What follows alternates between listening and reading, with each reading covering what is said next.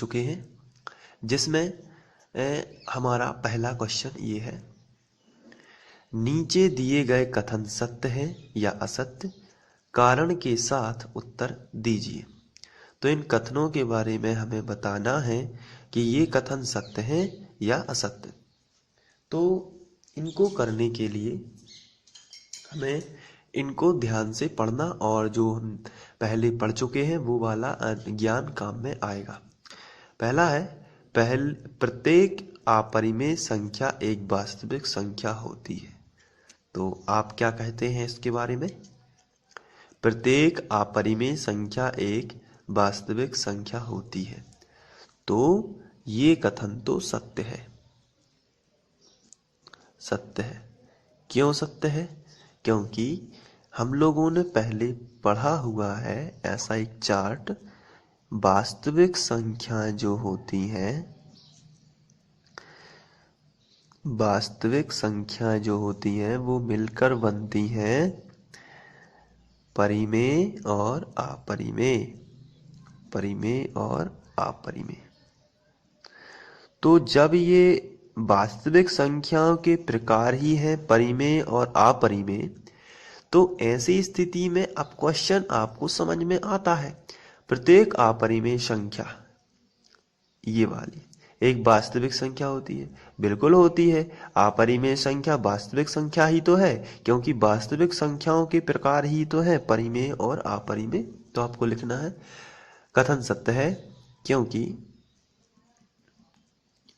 वास्तविक संख्या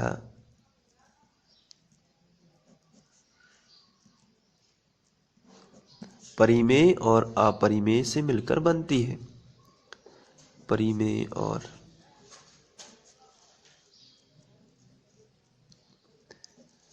अपरिमेय से मिलकर बनती है। तो ये आपका कारण हो जाएगा। तो ये बहुत ही सिंपल है। नेक्स्ट, संख्या रेखा का प्रत्येक बिंदु, संख्या रेखा का प्रत्येक बिंदु करणी m रूप में होता है, जहां m एक प्राकृतिक संख्या है। तो यहां आपको संख्या रेखा के बारे में जानकारी प्राप्त होनी चाहिए। ये संख्या रेखा है। इसमें अब क्वेश्चन उनसे पूछा गया है, संख्या रेखा का प्रत्येक बिंदु करणी m के रूप में होता है। तो प्रत्येक बिंदु तो हो नहीं सकता, क्योंकि इस तरफ का यदि करणी m है तो इस तरफ का तो माइनस करणी m होगा।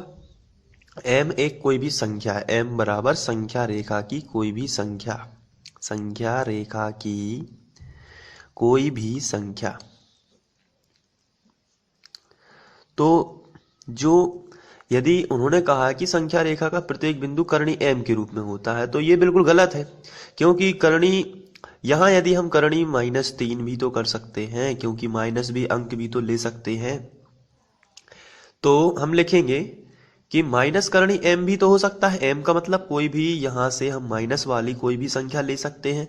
जरूरी थोड़ी है कि हम करणी m ही लें। करणी m का मतलब करणी 4, करणी 3, करणी 2, ऐसी प्लस वाली संख्या ही लें। तो और उन्होंने ऊपर से ये भी लिखा है जहां m एक प्राकृतिक संख्या है। तो m एक प्राकृतिक संख्या है, ये भी क्योंकि प्राकृतिक संख्या के अलावा उसमें और भी कुछ होता है, जीरो भी होता है। तो यह कथन क्या हो जाएगा? पूरी तरीके से असत्य हो जाएगा। और असत्य, और इसका कारण आपको लिख देना है, क्योंकि माइनस करणी m एक प्राकृतिक संख्या का वर्गमूल नहीं है, वर्गमूल नहीं है। यही आपका कारण हो जाएगा। और माइनस करणी m एक वास्तविक संख्या भी नहीं होती, तो एक वास्तविक संख्या भी नहीं है। ये आपको कारण लिख देना है। इसके बाद आगे बढ़ते हैं। प्रत्येक वास्तविक संख्या एक अपरिमेय संख्या होती है। प्रत्येक वास्तविक संख्या, तो अभी हम लोगों ने पढ़ा हुआ है कि वास्तविक संख्या जो होती है वो दो चीजों से मिलकर बनती है, परिमेय और अपरिमेय। अभी हम लोगों ने इसको पढ़ा हुआ है। अब क्वेश्चन बोल रहा है कि प्रत्येक वास्तविक संख्या ये कहलाती है, एक अपरिमेय संख्या होती है। तो बिल्कुल गलत है, क्योंकि वास्तविक संख्या अपरिमेय बस नहीं हो सकती है, परिमेय भी हो सकती है। तो प्रत्येक वास्तविक संख्या एक अपरिमेय बस हो, ऐसा हो ही नहीं सकता, वो परिमेय संख्या भी हो सकती है। तो ये कथन कैसा है? असत्य है, क्योंकि वास्तविक संख्या जो होती है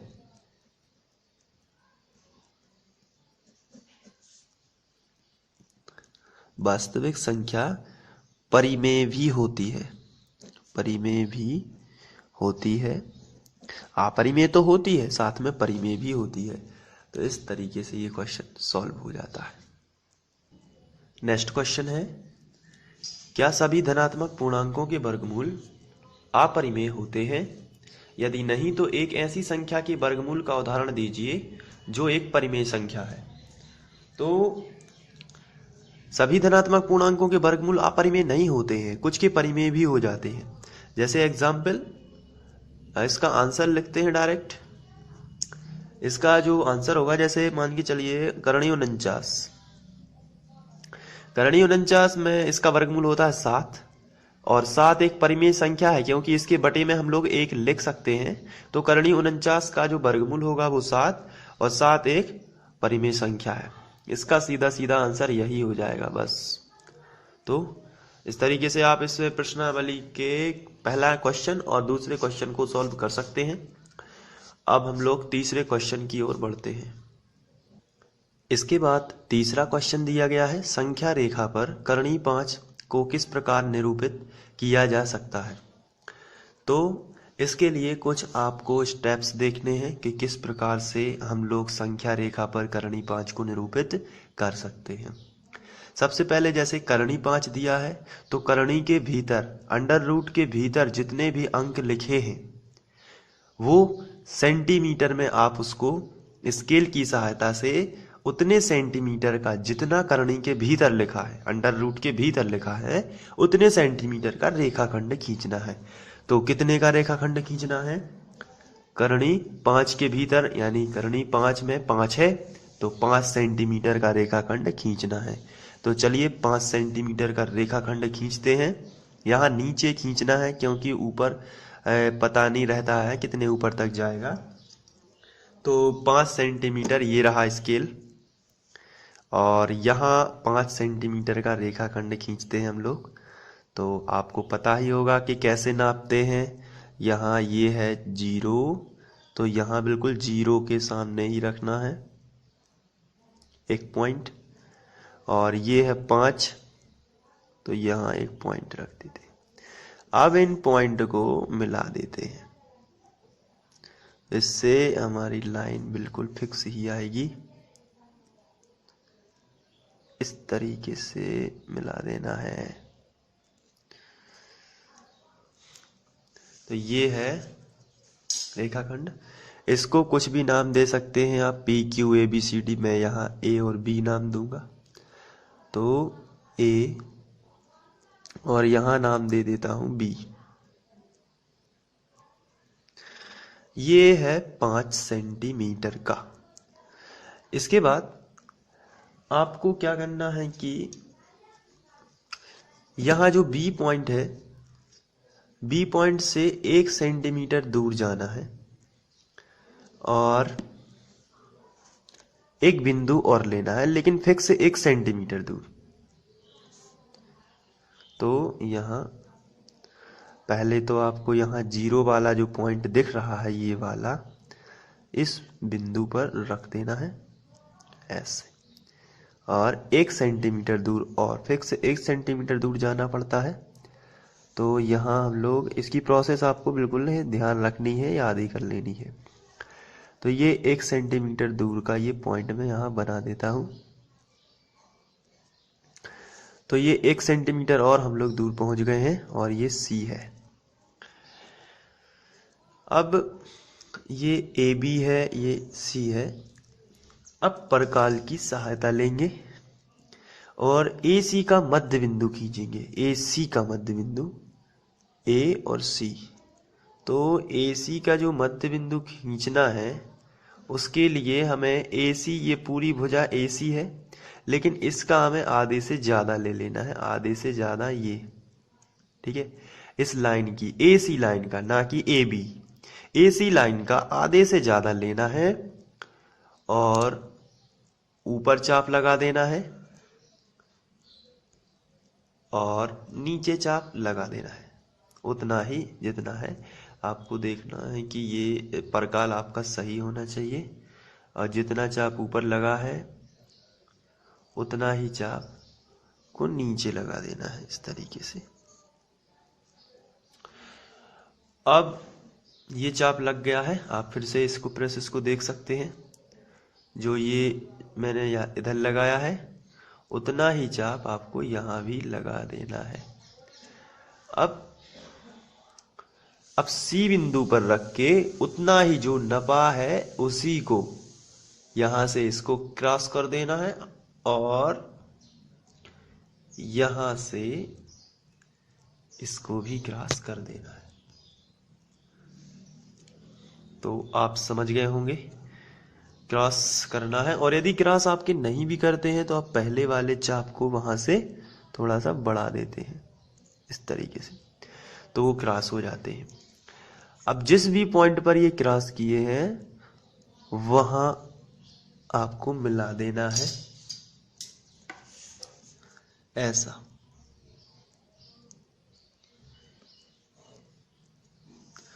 तो ये इसका जो, इसको नाम दे देते हैं, चलिए PQ नाम दे देते हैं। तो ये जो O बिंदु है ये AC का अर्धक है, तो यहां O नाम दे देते हैं। अब O को केंद्र लेते हैं और OC को त्रिज्या और OA को त्रिज्या, क्योंकि दोनों एक ही हैं तो उनको त्रिज्या लेते हैं और एक वृत्त बना लेते हैं, अर्धवृत्त ऊपर। चलिए, तो इस तरीके से O को केंद्र और OC को त्रिज्या लेकर एक अर्धवृत्त बना लेना है आपको। मेरा प्रकाल थोड़ा डिस्टर्ब कर रहा है, फिर भी आप इस तरीके से आप एक अर्धवृत्त बना लेना है। तो ये अर्धवृत्त बन गया, तो आप तो समझ गए होंगे कि मैं क्या कह रहा हूं। अब इसके बाद यहां से बिंदु B जो है, बिंदु B पर आपको एक रेखा खींच देनी है और ये रेखा अर्धवृत्त से जाएगी। तो बिंदु B से ये रेखा इस तरीके से आपको खींच देनी है। तो यहाँ जो पॉइंट है वो आप नाम दे सकते हैं कुछ भी, मान के चलिए D नाम दे दिया, और O से इस D को मिला देना है, O से इस D को मिला देना है। तो जो ये OD रेखा है यही करणी 5 है, जो OD रेखा आपकी हो जाएगी और वही करणी 5 है। और इस हिसाब से हम लोग, तो ये जो है आपकी करणी 5 ये नहीं होगी, ये हो जाएगी BD करणी 5। इसको आपको मिलाना भी नहीं है, ये आपको लाइन नहीं खींचनी है, तो BD आपकी करणी 5 हो जाएगी। तो इस तरीके से आप इसको सॉल्व कर सकते हैं। और दूसरी प्रोसेस ये भी होती है, क्योंकि दूसरी प्रोसेस के हिसाब से मैं समझाने वाला था। एक प्रोसेस तो ये होती है, अगर आप यहाँ से B से 1 सेंटीमीटर लेंगे और उस हिसाब से करेंगे तो भी आएगा, लेकिन ये भी सही प्रोसेस है, ये सरल भी है। तो करणी 5 जो है आपकी BD बन जाएगी और ये आपको नहीं खींचना है। तो जितनी लाइन ये है उतनी ही उसकी BD हो जाएगी। तो आप समझ लेना इसको बहुत अच्छे से और इसको कर लेना। और यहाँ आपको लिख देना है 1 सेंटीमीटर और बाकी सब ठीक है। और आप ये चूँकि हम लोगों की संख्या रेखा है, इसको आगे भी बढ़ा दें। यदि तीर का चिन्ह लगाना है तो आप यहाँ तीर का चिन्ह भी लगा सकते हैं और यहाँ नामांकन भी कर सकते हैं, 1 2 3 इस तरीके से, और 1 2 3 इस तरीके से कर देना है। और ये जो लाइन है BD, यही आपकी वो BD लाइन जो होती है उसको हम बोलते हैं करणी 5। तो हम स्टेप लिख देते हैं। पहला स्टेप हम लोगों ने किया था सर्वप्रथम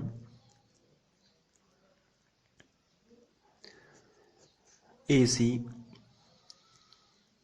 बराबर AB बराबर 5 सेंटीमीटर का रेखाखंड खींचा था, रेखाखंड खींचा। उसके बाद सेकंड स्टेप पे किया था, AB जो रेखाखंड हो गया था वह बिंदु B से 1 सेंटीमीटर की दूरी पर बिंदु C लिया, बिंदु B से 1 सेंटीमीटर की दूरी पर बिंदु C लिया, बिंदु C लिया। इसके बाद AC, तीसरा जो हम लोगों का पॉइंट था वो था AC का अर्धक PQ खींचा, जो AC को ऊपर काटता है, ऊपर काटता है। अब चौथा पॉइंट हम लोगों ने OC त्रिज्या लेकर अर्धवृत्त बनाया था, अर्धवृत्त बनाया। और लास्ट जो किया था अभी पांचवा पॉइंट, वो हमने किया था B से एक रेखा खींची, ऊपर की ओर खींची थी, जो अर्धवृत्त पर D बिंदु पर काटती है, अर्धवृत्त को D पर काटती है, D पर काटती है। तो इस हिसाब से जब D पर काटती है तो BD बराबर करणी 5 ही होगा। BD ही क्या है? करणी 5। आपको ये प्रोसेस याद रख लेनी है और ये वाली लाइन आपको नहीं खींचनी है। Thank you.